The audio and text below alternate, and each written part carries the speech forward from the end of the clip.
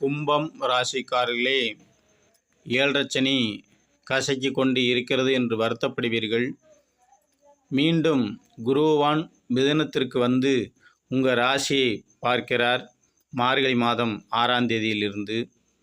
அப்போ மீண்டும் ஒரு புத்துணர்ச்சி கிடைக்கும், நன்மைகள் உண்டாகும், எதிர்காலம் மிகவும் சிறப்பாக இருக்கும்.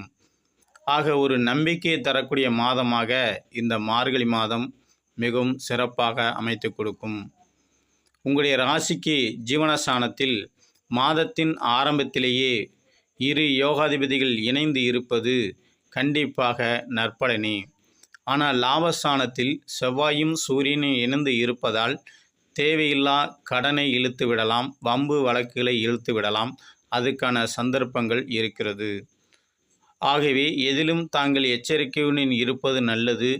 உங்களுடைய உடல்நிலை மிகவும் கரவசராக வந்துவிடும். உங்களுடைய உடல்நிலை சரியாக செயல்படும்.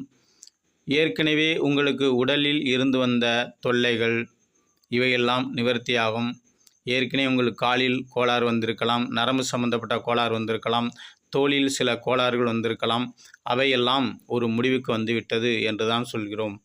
ஏன்னா இந்த கும்பம் ராசிக்காரர்களுக்கு இந்த மார்கழி மாத பலன் கண்டிப்பாக நல்ல பலனை காட்டும். ஆக தாங்கள் கூடுமான வரை அடிக்கடி சரபேஸ்வரரை சனிக்கிழமை அல்லது ஞாயிற்றுக்கிழமைகளில் சரபேஸ்வரரையோ அல்லது நரசிம்மரையோ வழிபாடு செய்து வந்தீர்களானால் உங்களுக்கு உடல் ரீதியாக இருந்து வந்த தொல்லைகள் ஒரு முடிவுக்கு வரும். தாங்கள் எதிர்பார்த்ததை போல உங்களுக்கு செய்யும் தொழிலில் வருமானம் கொடுக்கும். மேலும் மேலும் ஒரு நல்ல முன்னேற்றங்கள் ஏற்படும். குடும்பத்தில் இதுவரை இருந்து வந்த சண்டை சச்சரவுகள் எல்லாம் ஒரு முடிவுக்கு வரும். மன நிறைவு, மன நிம்மதி கிடைக்கும்.